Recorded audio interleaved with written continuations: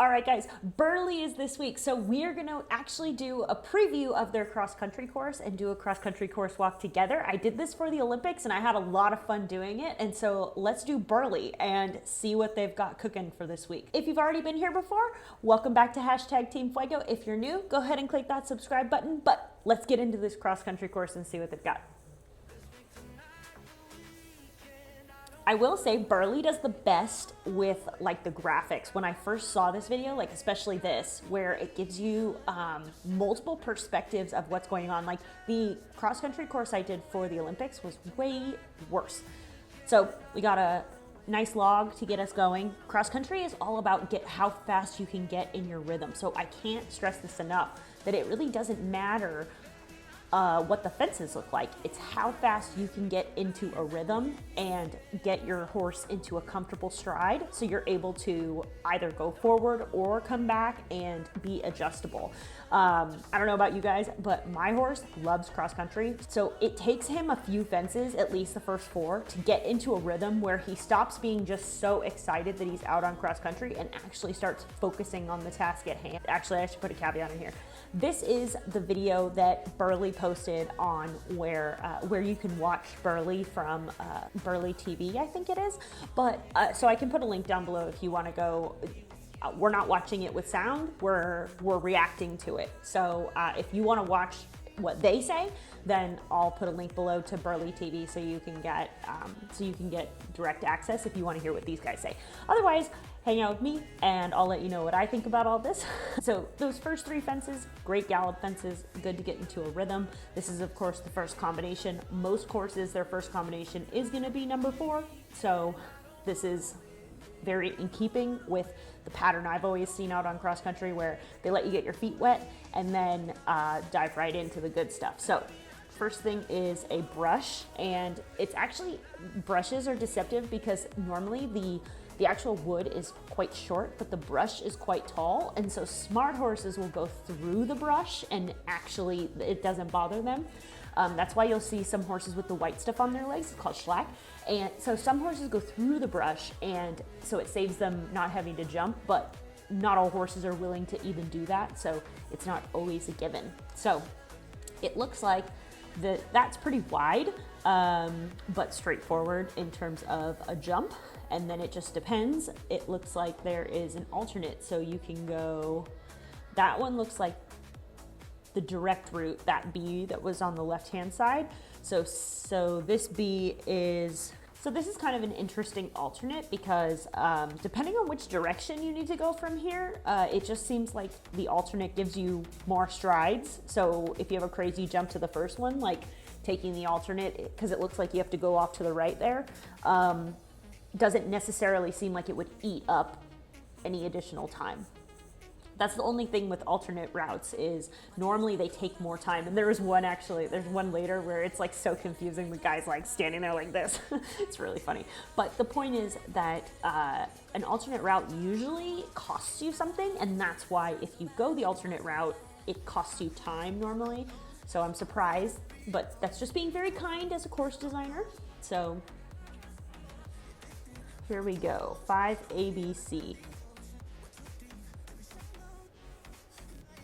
Oh my gosh, the coffin is number 5. Okay, my horse has an issue with ditches. He doesn't not jump them, he just jumps them crazy. And so I know for a fact my horse would be, this is pretty early for him to have a ditch. Normally 10 is like, he's a little tired, so I don't have to deal with him quite so much. That car is interesting too. I wonder if this is just a graphic or if that car is really there, because normally when it comes to any sort of combination like that, that's an ABC, right? So when it comes to cross country, like you have to jump them in order and you can't make any circles and anything like that. And there's an angle there. But what's really interesting is that car being there, it almost helps the horse because it tells the horse, like it closes the door completely on not running out to the left. Now, of course, we're talking about horses that run 5-star, so we're not talking about horses that are trying to refuse anything. They know how to do this, right? You've got to be experienced to even be having this conversation. But what's interesting about it is normally especially for skinnies out on combinations, I feel like they normally leave the sides very open, because then what it does is it forces the horse and the rider to actually have to be accurate, because otherwise it's going to cost you, and there's 2 doors that they can go out of, like if they want to escape to the left or to the right. So by that car being there, it kind of takes the left-hand option completely out of the picture. So it's just kind of interesting. It's helpful, but it's just interesting placement, and I'm curious if it's a graphic or if it's actually there. See, and this is what I'm talking about in terms of alternates. So the red route is the straight route, so you go A, B, C, right, straight ahead. But if you want to do A, B, and then like loop around for C, because you can go around that fence either way, to do the alternate, as you can see, having to do that S turn there, it would eat up a bunch of time. And so that's what I'm normally used to seeing when it comes to options, is that the alternate route, it costs you time. Like, it's not something where if you did A or B, like option A or option B, it's not like interchangeable, right? Like normally, okay, you want to go the longer route, well then that's going to cost you. It's not just like, oh, here's there's this hard option or this easy option, everybody pick your poison. Like, that's not how alternates work. This is what I'm more used to seeing. And so I think that number 4 AB was really kind by the course designer. Oh my God, there is a car there. And of course that's on an angle on the way out. So, you know, jumping is all about holding your line. However wide the fence is, it's about holding the line. The tricaner, pretty straightforward fence. I had one horse that would always like look down, and I was always like, that's not helpful. I wasn't looking down, he was looking down. All right, well, that's a significant drop down. It is interesting though, because there's that fence there, so it kind of looks like it's a really short turn to that drop, which helps because you really want your horse rocked back and not tipped forward when it comes to jumping downhill, because they're already going to be pulled forward. So the less you can do on the pulling, the better. Ooh, and actually, from how that picture there, how far away they were from A to B, that's really nice, because for horses like mine that launch off of banks, it's nice to have a couple strides to get your shit back together. The jump itself is part of the question, and I understand, you know, especially when it gets to this level, having a combination off of a bank is significant. However, because that bank is so big, that's a significant drop. That's like one of those ones where the horse is like totally flat when they jump down. So C, and then these are just skinny brushes. These always look a lot more intimidating than they actually ride. They usually ride pretty well, as long as you're able to actually just get to it straight. They ride pretty well, they just look kind of crazy. So as we can see, the direct route is down the hill, or down the bank, and then out over. It looks like they in this graphic here, but as you can see, down bank, brush, brush, or loop-de-doo, and brush, brush. Ironically, the turn, oh, and it looks like one brush, and then that's a different type of fence, that C for the blue. And like I said, those brushes, they look, the skinny brushes that are especially the arrowhead kind, they look very intimidating, but they do ride better than they look. They always look so intimidating. But the way that they're shaped, it's kind of like a funnel. So if you can get your horse straight, it usually is pretty inviting to the horse to be like, go this way. I see, like I said, Burghley has the best graphics. I wish this existed for the Paris Olympics cross-country course. This would be awesome. All right, so we've got a half of a log, bit of a downhill. That's kind of, so it's crazy. On the left-hand side, there's a giant ditch, right?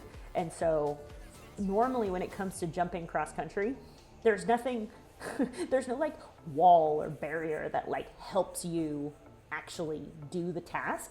But if somebody has a hard time turning, no horse is going to want to jump in that ditch. And so what's interesting about this is you're going to come down that hill and make that right-hand turn. And I mean, I hope the horse doesn't think they're supposed to jump the ditch, but it kind of creates like a wall. So you get to that corner straight. It's, you know, cross country is about using what you got. And when you got a ditch, that's what you got to in a car. That's what you got to do. All right, so a big open oxer, it's probably frangible, meaning if you even tap it at the wrong angle with the right amount of force, that thing's gonna come down and cost you points. Okay, so AB and 11 ABC. All right, so we go over into the woods we go. And then more into water. And then we go out, angled brush corner to angled brush. All right, so we're looking at 11A because they went through the water. That water looks really deep, by the way. That's a giant corner. Look at how big that is compared to him. But again, that's a brush, and the brush, smart horses go through the brush, and horses that don't particularly like it end up having to over jump stuff and just put in more effort. So see, alternate route. You gotta go around and around and around and make circles, and like, that's the thing. Alternate routes, you can jump clean, but you're gonna have a bunch of time. That's literally the trade-off. So big table, triple bar. In the Olympics, I'm still doing my review of the Olympic cross country, trying to get around copyright stuff. But the triple bar rode, that was hands down the best fence on the entire course. Everybody jumped it well. And I think it's so funny, everybody hates triple bars. I always like triple bars because you can really go at them. You don't have to back off. You can really ride them. So looks like you jump that brush, come around to this angle here, and then out over the brush skinny chevron. Like I said, these always look so intimidating, but they also they can also jump really well if you get straight to them. And then also because they're skinny in the front, I have actually jumped one kind of from the side. Not recommended, however, when it's one of those things where every side of it can be a baseline as long as you jump on a straight line. Okay, so we got open corner. I don't know why those always freak me out, but the open corners, they always just kind of look ominous, but I'm sure that in terms of course designing, they're a lot safer because they're both frangible, so they'll both fall down. But corner, pretty traditional question for not only this level, but it's a pretty traditional question in upper level eventing in general. And the thing with corners is, again, it's a mental thing. It's the same thing as the brush. You always want to ride them in a straight line and kind of picture them as if they were a big giant box instead of a corner. Okay, so straight route, corner, alternate route is, oh, you gotta do 3 corners. Oh, well, that's gonna cost you. All right, so that looks like a big giant this is a wide boat. Okay, so what's funny is I saw something like this at badminton too. It's these, they look like fences, but they're also frangible. They will fall down. And, but the one it was at badminton, and they were white, and they actually rode really well. So, but it's basically like jumping a vertical bending line, because one, they fall, 2, they're verticals, and normally that's just about having the right stride length for whatever you're jumping for it to go well. Through the woods we go. So love it. That's a big wide open fence, so it gives you an opportunity to really strategize if you're trying to hug a side or make some time up there. It gives you an opportunity to do so. Same with that ditch, the brush ditch and wall. Ooh, it's a little triple bar skinny. I like it. I love triple bars. I don't know. There's something in my head that's kind of broken there. So I like it. A, B.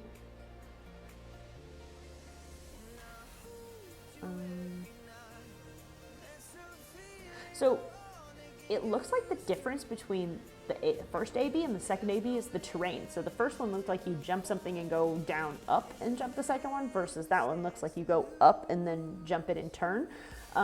Again, it doesn't look like it actually eats that much more time, so that's about what line you prefer to ride.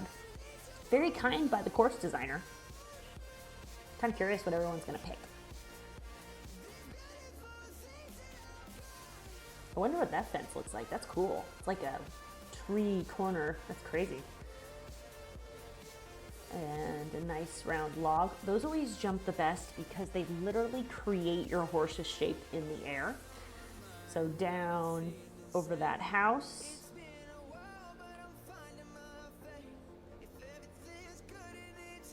And off you go. It looks very whimsical in this this version of it with the little ball we're following. It always looks very whimsical in real life. Okay, so ABC, it was the corner, the log to that house. So this is the direct route where they were just standing.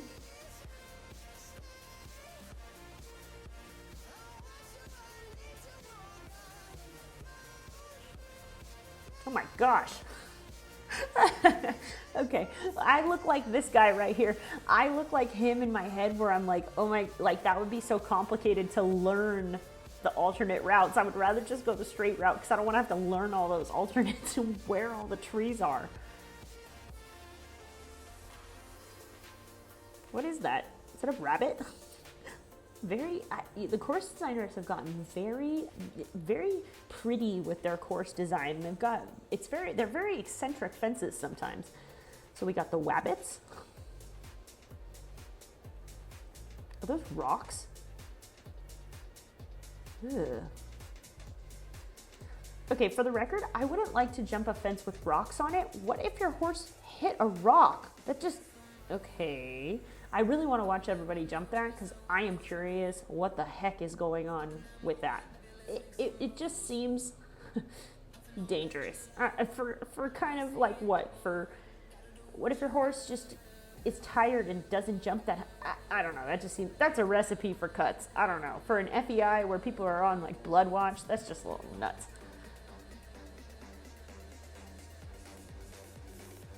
So we got some houses.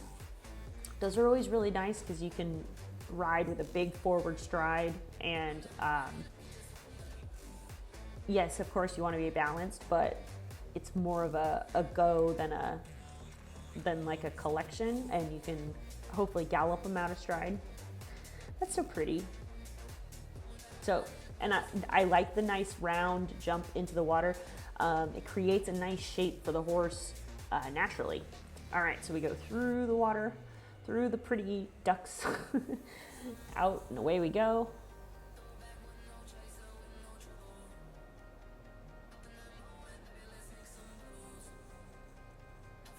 Oh, this fence has been on that course for a while because I've always wanted to run through this bridge. I think that's just iconic. Like, it's so cool.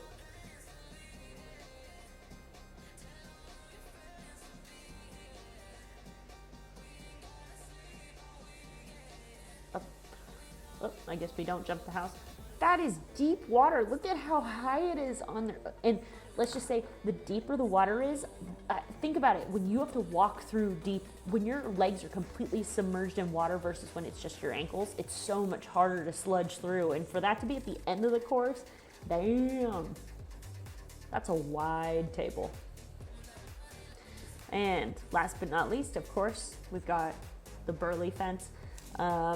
And it's a keyhole. There's a whole long debate about keyholes and whether or not people think that they are fair because some horses just don't read them correctly. That's a cool shot. They've obviously learned how to fly a drone, so I can appreciate the horse people that definitely know what technology is. So final thoughts.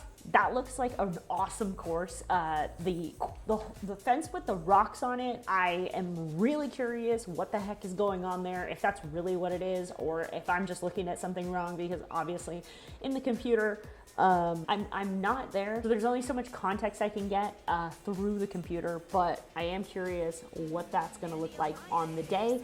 But overall, it looks like a great course, and only a few things that look, you know, that was the same thing with previewing the Paris Olympics course. There was one fence on there that I had said in the preview that I was like, I just don't understand it. Like I'm not reading it right. And then I assumed that I wasn't reading it right because I was through the computer. So I was like, well, you know, we'll see what happens. And a bunch of horses had freak accidents there. So apparently I wasn't the only one that couldn't read the question. So it's always interesting how it shapes out from how it looks on the computer. But shout out to Burghley. That video was awesome. And, you know, that's in my opinion, from the other previews I've seen, that is the right way to preview a course. And of course, the link is down below if you want to watch Derek DeGrazia, their commentary on it. I am glad you were here to listen to mine. And Burghley, the cross country is on Saturday. So we will, I'll post some videos about watching Burghley and actually seeing what this thing looks like in real life. So good luck to all the riders riding in Burghley 2024, and I hope you enjoyed their cross country preview with me. So I'll see you on the next one. Bye guys.